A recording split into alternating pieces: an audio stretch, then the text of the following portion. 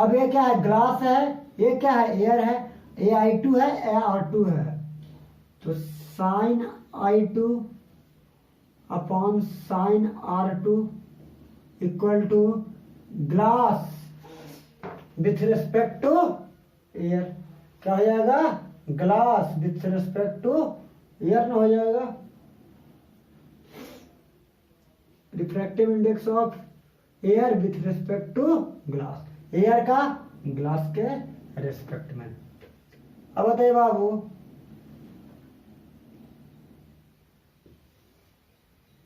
अब taking reciprocal,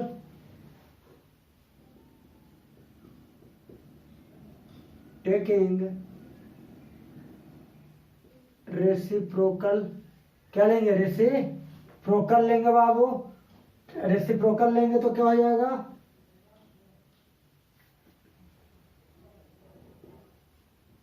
sign R2 upon sine I2 equal to 1 upon g mu, 1 upon refractive index of air with respect to glass, और इसी को क्या कहते हैं बाबू, sign R2 upon sine I2 को refractive index of glass with respect to air क्या कहते हैं। अब इसी को इक्वेशन 2 मान लेते हैं। फ्रॉम इक्वेशन 1 एंड इक्वेशन 2 से क्या हो जाएगा, sign I1 upon sine R1 और sign R2 upon sine I2 हो जाएगा ना। इसको इक्वेशन 3 मान लेंगे।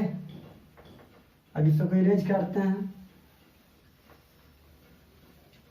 क्या करते हैं, अब इरेज कर लेते हैं। मैंने फिगर ही बड़ा बना दिया ना, इसे चलते कंप्लीट बोर्ड कवर कर लिया। अब बताओ बाबू, इक्वेशन 3 में क्या आ गया, sign I1 upon sine R1 और sign R2 upon sine I2। अब बताइए बाबू, R1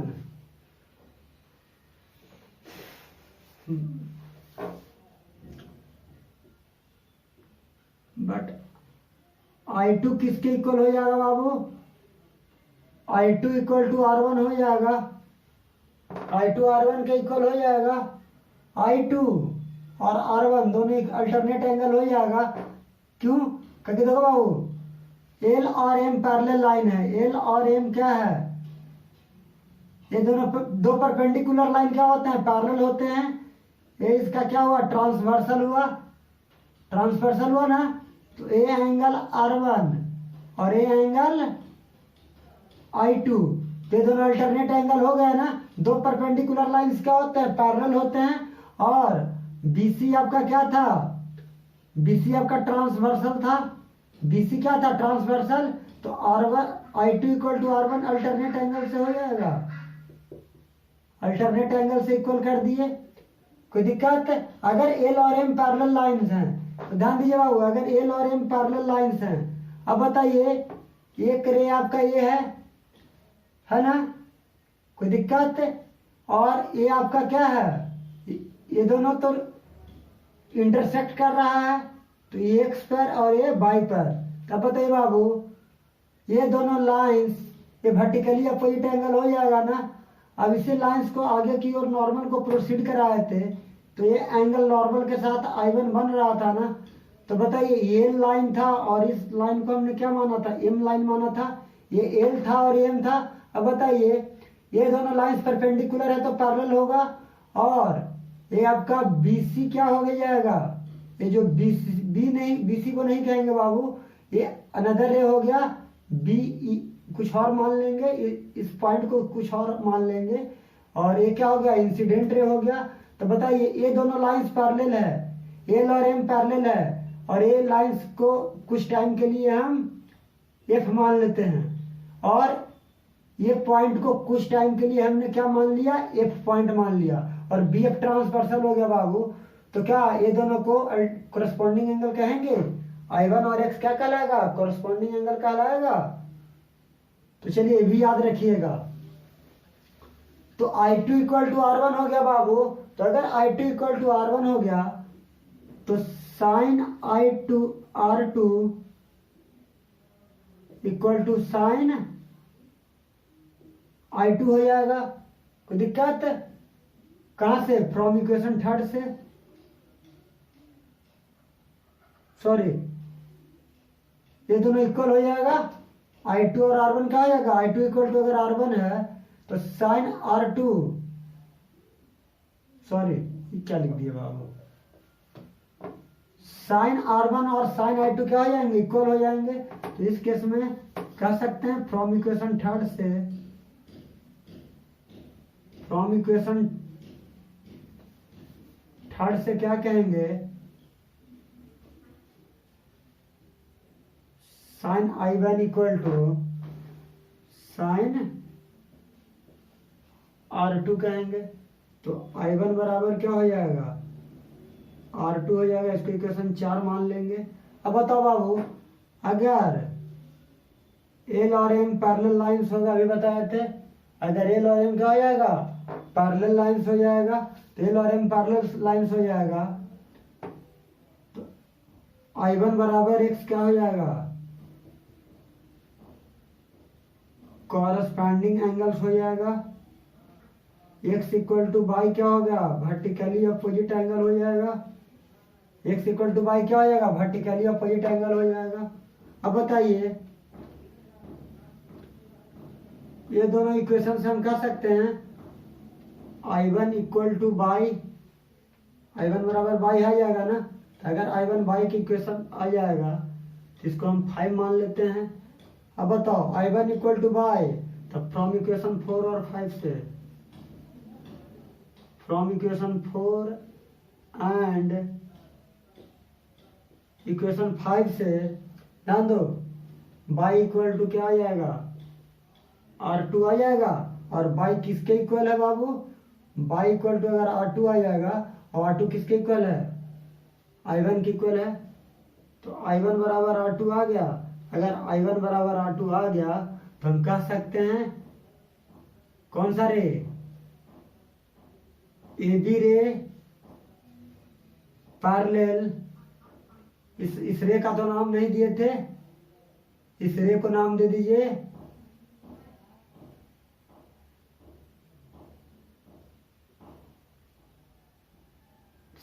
CD नाम दे दें।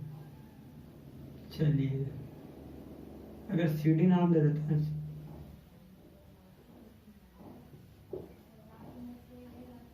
G, AB parallel CG, AB और AG क्या हो जाएगा, या N मान लो ना भाई, N, तो CN, AB और CN क्या हो जाएगा, पैरेलल हो जाएगा। यानी इंसिडेंट रे और इमर्जेंट रे क्या हो जाएंगे, इंसिडेंट रे और इमर्जेंट रे क्या हो जाएगा बाबू, पैरेलल हो जाएगा।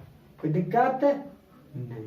अब देखो बाबू, इसी में एक चीज फाइंड करना है, लेटरल डिस्प्लेसमेंट। तो आपका देखो बाबू, लेटरल डिस्प्लेसमेंट क्या था, लेटरल डिस्प्लेसमेंट तो CD था। Lateral to find L,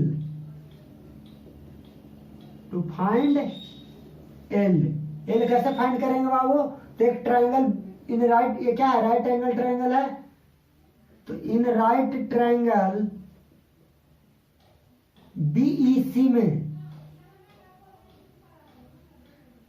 cos R1 equal to क्या हो जाएगा बाबू, देखो बेस बटा हाइपोटेनस। तो बेस आपका क्या हो जाएगा, क्या कहते हैं, बेस बटा हाइपोटेनस ना। तो आपका बेस क्या हो जाएगा बाबू, ये B हो जाएगा, हाइपोटेनस क्या हो जाएगा, BC हो जाएगा।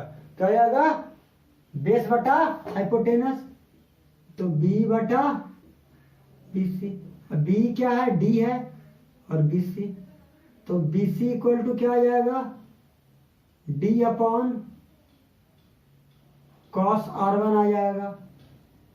इसी तरीके से इन राइट ट्रायंगल BCD में देखो बाबू ए है, ये है, ये है, इसको बी मान लिए थे, इसको डी मान लिए थे, इसको सी मान लिए थे, और इस एंगल को I1 माइनस R1 माने थे। क्यों?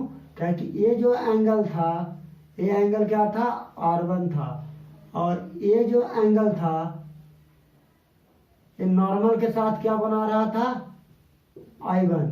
तब बताओ बाबू, ये इसके साथ I1 बना रहा है, ये इसके साथ R2 बना रहा है, तो रिमेनिंग एंगल क्या हो जाएगा? I1 minus R1। और ये क्या है? 90 डिग्री पर है ना, ये क्या है? परपेंडिकुलर है, तो क्या हो जाएगा? 90 डिग्री पर हो जाएगा।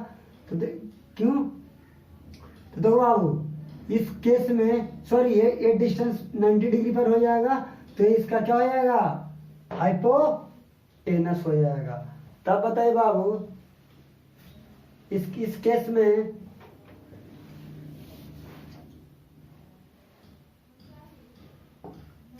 ये परपेंडिकुलर हो जाएगा, और इन राइट ट्रायंगल BCD में साइन I1 माइनस R1 बराबर क्या हो जाएगा? हमें CD निकालना है ना, तो हमें CD जब निकालना है तो क्या हो जाएगा बाबू? ये परपेंडिकुलर है तो हाइपोटेनस हो जाएगा ना। ये परपेंडिकुलर है तो क्या हो जाएगा? हाइपोटेनस हो जाएगा। जब हाइपोटेनस हो जाएगा बाबू, तो CD अपॉन BC, CD क्या है? L है, BC क्या है? D है। अब बताओ बाबू, L इक्वल टू क्या हो जाएगा? D into sine I1 minus R1, और D का वैल्यू नहीं निकाले हैं, सॉरी BC तो हमें नहीं मालूम है, BC नहीं मालूम है बाबू, सॉरी BC हमें मालूम कहाँ है, तो ये क्या हो जाएगा? BC हो जाएगा। और BC का वैल्यू क्या लाए थे? D upon cos R1 into sine I1 minus R1।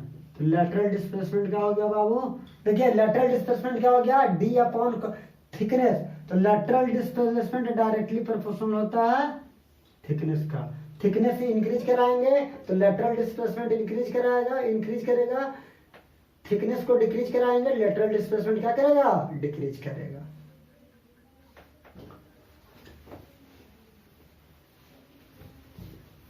चलिए बाबू, अब नेक्स्ट टॉपिक में देखते हैं। अब relation between refractive index and critical angle. Relation between refractive index and critical angle.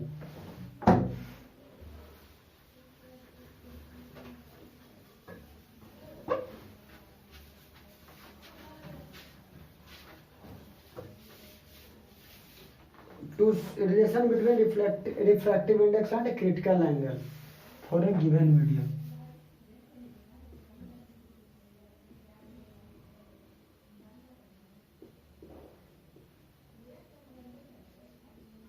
Relation between refractive index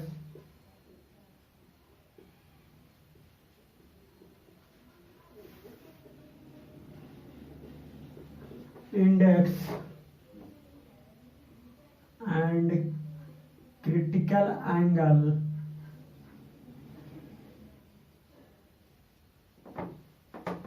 for a given medium.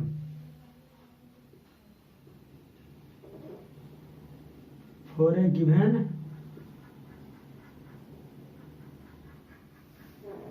medium. For a given medium. Given medium में refractive index और critical angle के बीच क्या होना चाहिए? Relation हम find out करना है। तो सबसे पहले तो एक रेक्टेंगुलर ग्लास स्लैब ले लेते हैं बाबू। क्या लेते हैं? एक ग्लास ले लेते हैं। तो देखो एक ग्लास ले लेते हैं, कोई दिक्कत नहीं। क्या लिए? PQRS है कि ग्लास ले लेते हैं। पी क्यू आर एस, एक ग्लास ले लेते हैं। अब मान लीजिए कि कोई एंगल, एक ग्लास है ना, एक ग्लास है, एक कैसा मीडियम होता है, डेंसर मीडियम होता है।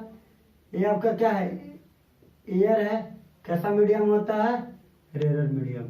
मान लीजिए कि कोई लाइट इंसिडेंट की, ए बी पॉइंट पर आके इंसिडेंट किया। यहाँ पे नॉर्मल ड्रॉ करेंगे बाबू। ये आपका क्या है, नॉर्मल है। अब बताइए क्रिटिकल एंगल क्या होता है, जब किसको टच करे, ग्लास एयर बाउंड्री को टच करते हुए क्रॉस कर जाती है, यानी नॉर्मल के साथ अगर 90 डिग्री का एंगल बनाती है। अगर कितना, 90 डिग्री का एंगल क्या बनाती है, अगर ए आर 90 डिग्री का एंगल बनाता है, एंगल ऑफ रिफ्रैक्शन अगर 90 डिग्री हो जाता है, तो हम क्या कहते हैं बाबू, हम क्रिटिकल एंगल कहते हैं। क्या कहते हैं, और ये आपका क्या हुआ बाबू, ये नॉर्मल हुआ, ये आपका इंसिडेंट एंगल हुआ। कौन सा एंगल हुआ, इंसिडेंट एंगल हुआ। ये पॉइंट बी हुआ। कौन सा है, तो लिखेंगे बाबू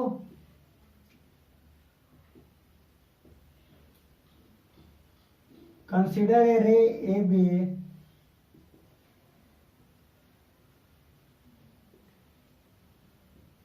travelling in a glass,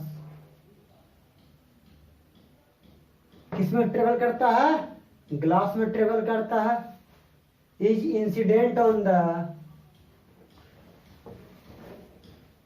travelling in a glass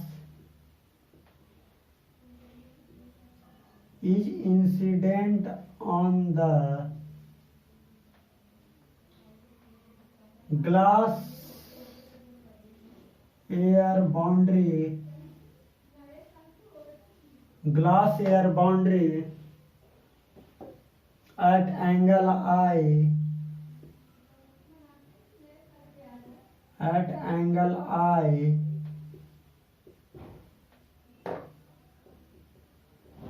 which is equal to the, किसके इक्वल होता है बाबू, क्रिटिकल एंगल के इक्वल होता है।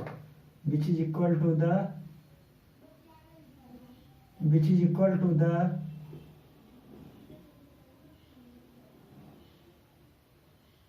क्रिटिकल एंगल IC, किसके इक्वल होता है बाबू, क्रिटिकल एंगल IC से।